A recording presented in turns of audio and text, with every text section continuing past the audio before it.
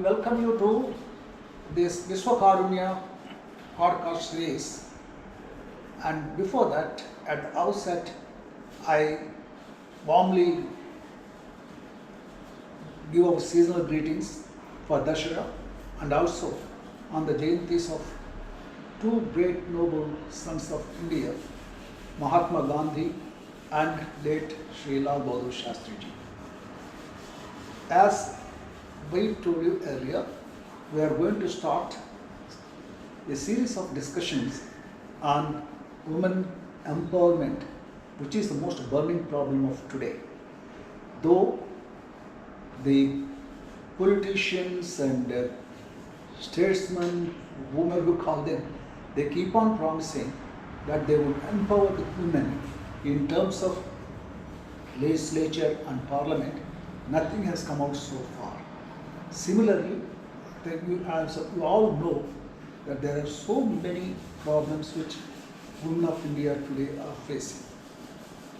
Many people, they keep saying that India was known for the women empowerment from the ancient ages. But my reading has been, and whatever I have studied, it shows very clearly whatever little freedom women had in the past, it was limited to the ruling classes and affluent sections of the society. And education, yes, that was also made available only to the rich class and the ruling class. Unfortunately, we don't hear anything about the fate of a woman who is not rich or who suffers from poverty or who suffered from poverty in the past. And I have also heard that women, when they try to learn, they were discouraged in the past. Barring a few cases like Gargi, Maitreyi, Apava, these kind of women who really fought against the system and they stood up in the society and they made a name. Today, I have the privilege of introducing you to a very respected feminist and a former IPS officer, Ms. Aruna Bahuguna. Aruna Bahuguna joined IPS in 1979 and she held various responsible posts which include the Director of National Police Academy and also Special Director CRPF. Ms. Aruna Bahuguna, after her retirement, she became more and more active in the social sphere and she was continuously fighting for the poor and women. She is the chairperson of Youth Foundation and she is managing trustee of Sarvodaya Trust of Telangana and Andhra Pradesh chapter, and she is also trustee of Rotary Bank, which serves food to the needy on a daily basis. And today, without taking much of your time, I hand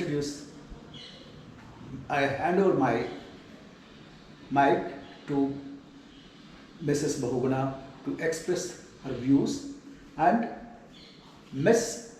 Samatha Chari, she will be anchoring it and she will try to help us get best from Mrs. Aruna Bahuguna. Welcome to the Vishwakarunya podcast, Aruna ji.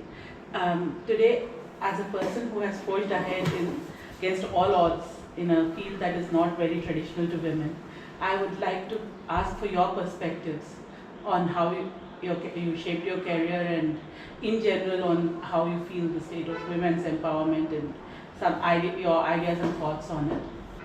You are the first women IPS officer in the combined state of Andhra Pradesh and I'm the only women IPS officer in an entire training batch. So how did you find the experience? How do you want to talk about in detail the challenges?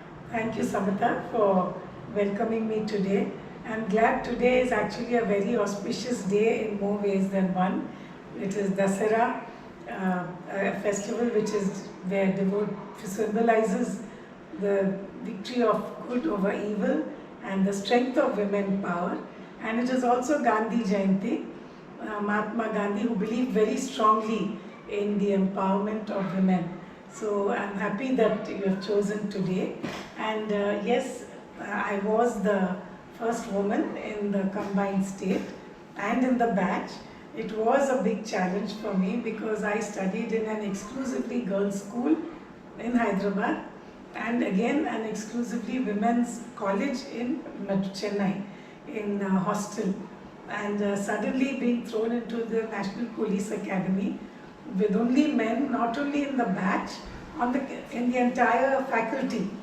There was no woman on the faculty, neither among the indoor faculty nor among the outdoor staff. So it really was a challenge, but I think sometimes things happen in life without our planning and we just go along with the flow. So I was very happy that my colleagues, my batchmates, and also those who were training us, the trainers, were all very supportive, very encouraging. There were of course some hiccups here and there which we do feel. There are some who carry a prejudice in their mind and it is difficult for them to get over these things. But I just took it in my stride and went ahead. And then when I came into the state, again I found it was a sort of divided reaction to me. Everybody was very supportive, very encouraging, right from the police training college which used to be in Anantapur. In those days, not many facilities and also considered quite remote from Hyderabad. But at the same time, there were some who would say that, we don't know how to treat you. What do we do with you? So they would almost say like, you are like a China doll for us. Do we just keep you for show and show that we have a woman, or do we actually utilize your services? So I was happy that they were open about it and I was able to talk about it, and and then we moved ahead, and everywhere I went. My first posting was as ASP Madanpalli, which was in Chittoor district, and again from Hyderabad it was as remote as it could be because it was on the border of Karnataka. My practical training was in Visakhapatnam, where in our practical training we have to work at different levels.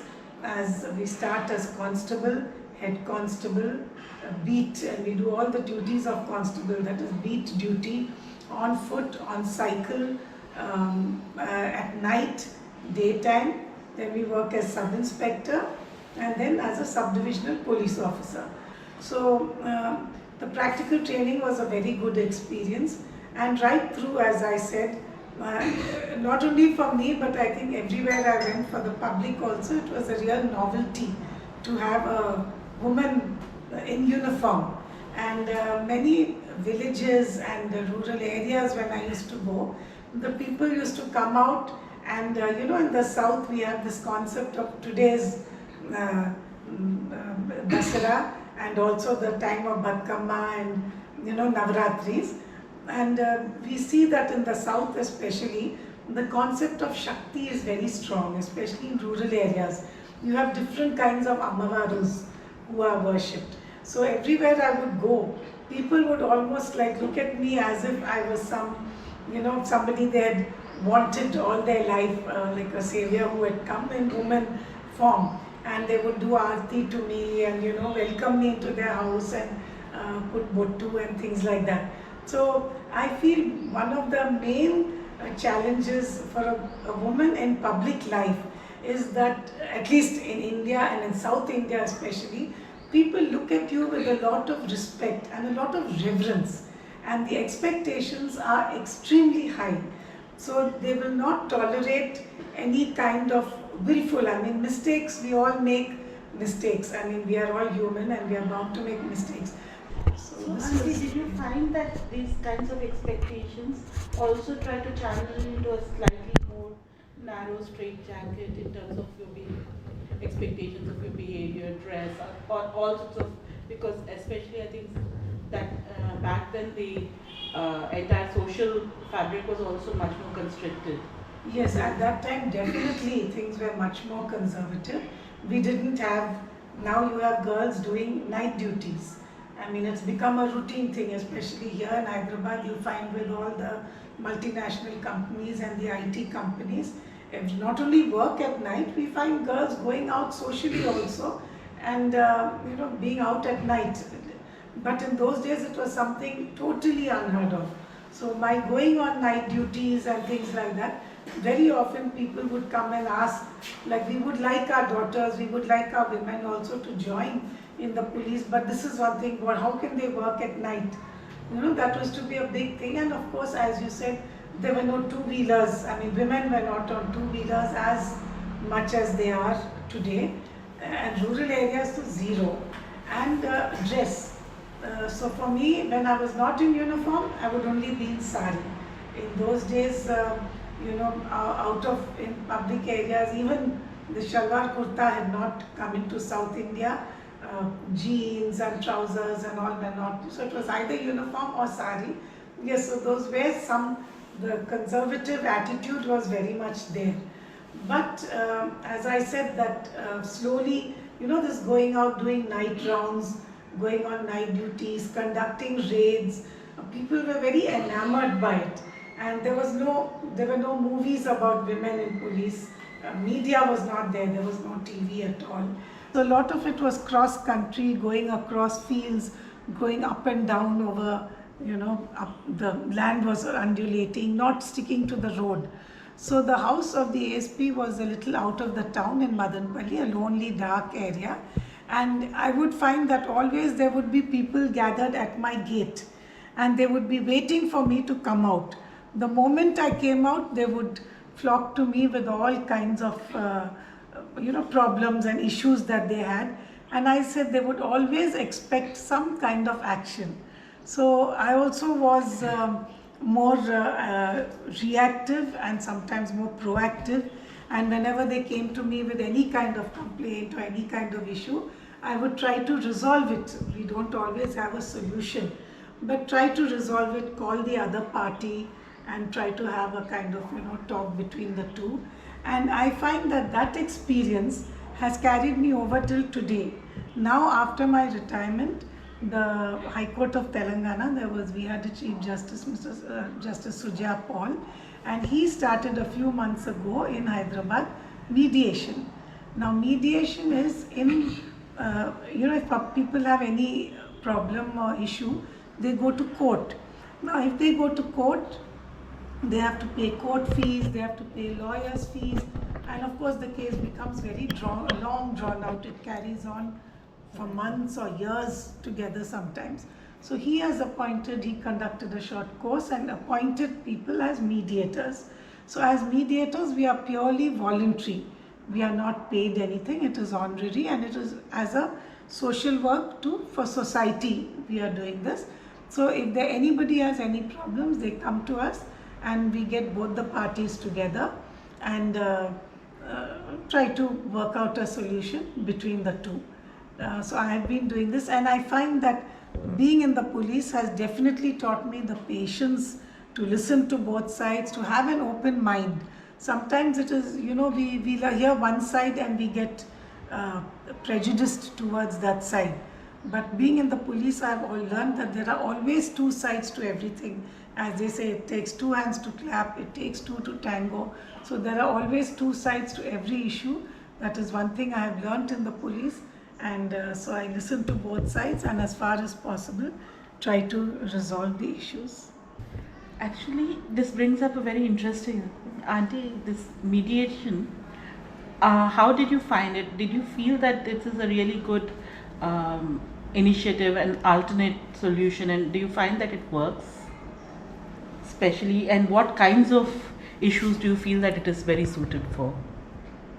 It definitely is extremely useful because, as I said, going to court, many people find that it drags on for a long length of time, and sometimes I have found that some issues it has taken 3 generations. The solution in the court comes after 3 generations. So things like that, and since it is voluntary and honorary and accessible to anybody, anybody can come, they don't have to pay anything. Otherwise, as I said, they have to pay lawyers' fees, they have to pay the commutation of going up and down from the place, it costs them something, especially say they are in a rural area or even in the city, to reach the court each time, and then your regular routine gets disturbed. You have to come to the court, every few months. So definitely it works, and we have taken all kinds of issues. So I have had sometimes tenant and landlord, sometimes 2 neighbors dispute among themselves, sometimes between siblings, sometimes between a parent and a child, some of course marital disputes. So like that, any kind of, sometimes between like a contract which is there between an industrialist and somebody he has engaged to do some work for him, between builder and contractor and person who has given the place for development. So all kinds of issues have come, and we are not always successful. I mean, if they don't agree to the mediation, then they are welcome to go to the court, which is what they do.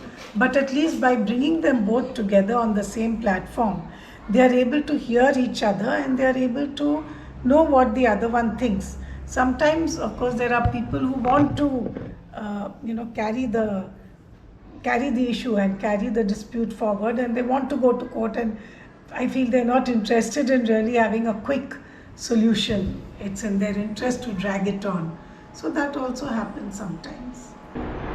So in some where people are in good faith, where there's a miscommunication, where there is some kind of a misunderstanding, an experienced mediator who has a good experience of the law, who understands human context and emotions, I think would be able to really help these people resolve the issues very well and reduce the burden on the court system, where I think more of genuine misdoing is what goes to the court, rather than some kind of a misunderstanding that is just prolonged by the interference of this thing. Yes, it is definitely a huge help to people and of course to the courts also, and different people have started referring their cases also to the mediation centers.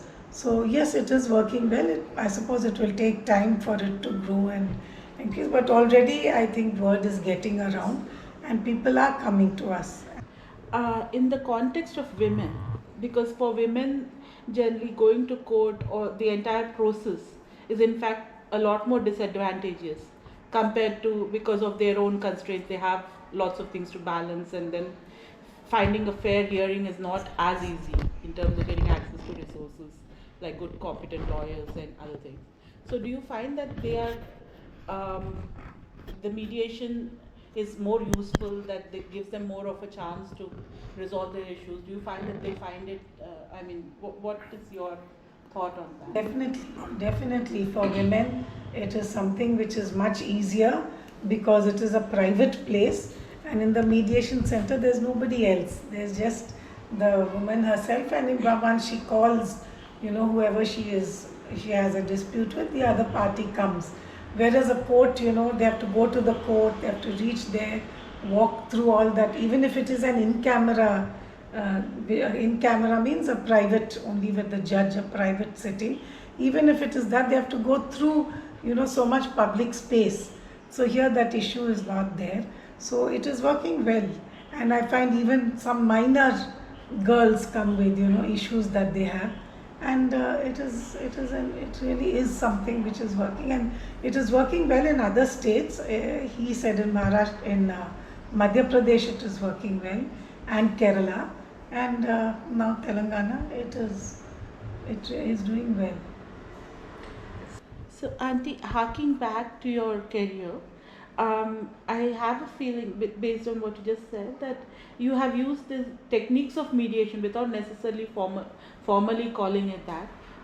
Probably when people come to you with issues and then you try to help them resolve it, would you say that you have been using these techniques throughout your career? No, not necessarily, because in policing it is not always about two parties. A lot of it is also crime, and handling crime, issues of crime, law and order, traffic. So there are policing is the interesting part of being a police officer is that every morning you wake up, you don't know what the day is going to hold for you. Sometimes it could be a law and order issue which you have not planned in your daily, in your routine at all. Something just happens suddenly. It may be a student agitation, it may be a political agitation, it may be some kind of like a festival, or as we have been seeing, some kind of rally or something which happens spontaneously. Or just some crime which happens without I mean, obviously a crime happens just all of a sudden. So that is the main thing, a best part which I enjoyed when you asked me about policing, is that every day is a new chapter, a new day, things which you don't know what is going to come, what it holds for you. And so it's not always just two parties. It definitely involves a lot of endurance, a lot of patience, and whatever kind of issue it is. Take if it is a crime, for example, you need a lot of patience to sift through all kinds of evidence which comes, because you look at a crime prima facie and you think that so and so has committed it. The aggrieved party may also lead you into a particular direction, but ultimately you find that it is something totally different. So you need a lot of patience to sift through evidence, to interrogate people, to listen to people, to understand what the surrounding areas carry. And then supposing it is a law and order issue, it is endurance. You have to stand there, be there. Supposing it's a student agitation or some kind of thing, a riot or something which has broken out. You have to be on the ground for long stretches of time, including night, and you don't go home. Sometimes for days together, you don't get an opportunity to go home. You're only in the office. So these are some of the things which happen. If it is traffic duty, you know how traffic is. If it's heavy rain, or if something has happened to block traffic, further up, maybe an accident which is blocking a highway, or some kind of destruction has happened and the road is blocked. So what I'm saying is that every situation is unforeseen, every situation is unplanned. So all your training comes into play, because all that you have learnt, and in our training they teach us so many issues. We are taught of so many mock scenarios, and every scenario comes into play sometime or the other. We use it. So it is very important to have a cool mind and to be able to recollect all that you have been taught, because sometimes things happen so suddenly you may just react without thinking. So you have to have a very cool, patient mind, and I think that is where it is good for women, because women are biologically made to be more enduring, to be more persevering, because we are made biologically for childbirth. We are made to bring up children. So it is in our nature to be patient, to handle different kinds of people, to handle different kinds of issues, and to be very slow and to think things through. And I think that is a big advantage which women have. Most women who tend to be in more sedentary occupations, I think the fascination of seeing women in combat and women in active duty is really very strong, because we feel that empowerment, as you were saying, even in the rural areas where the women see you as a personification of Shakti, literally. For us also, I think it is something similar. We feel that when women are out there in the front lines, that it is kind of like a empowering feeling for all of us, that goes against what we have been taught over several centuries, and all the tradition that says women should stay at home, in the kitchen, in the backyard. We have no place out in the front lines. I think you're very visibly out there showing the power of women. So it is much more, fascinating for us. Then women have forged ahead in several fields. But this, I think, is something speaks very uniquely to us and gives us a lot of satisfaction and a lot of feeling of courage when we see that you are forging ahead, and you're a path bearer for this.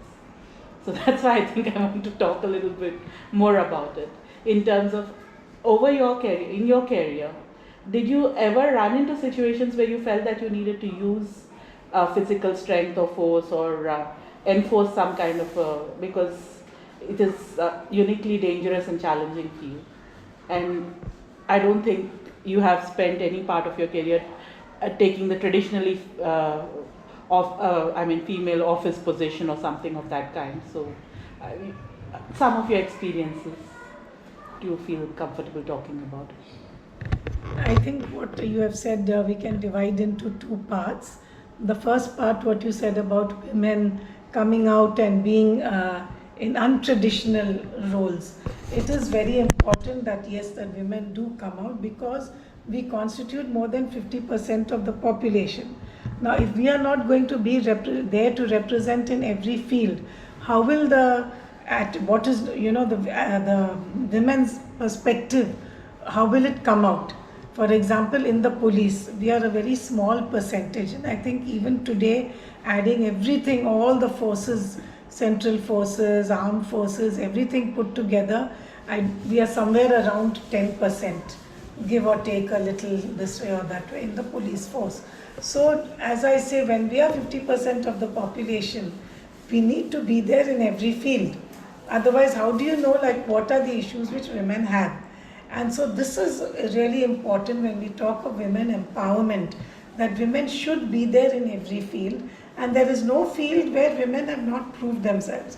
Now they've been taken into outer space, they are there in aeronautics, they are there in electronics, they are there in the computer field, in the IT field, and of course in all different arms of the administration. In every service, we have many women.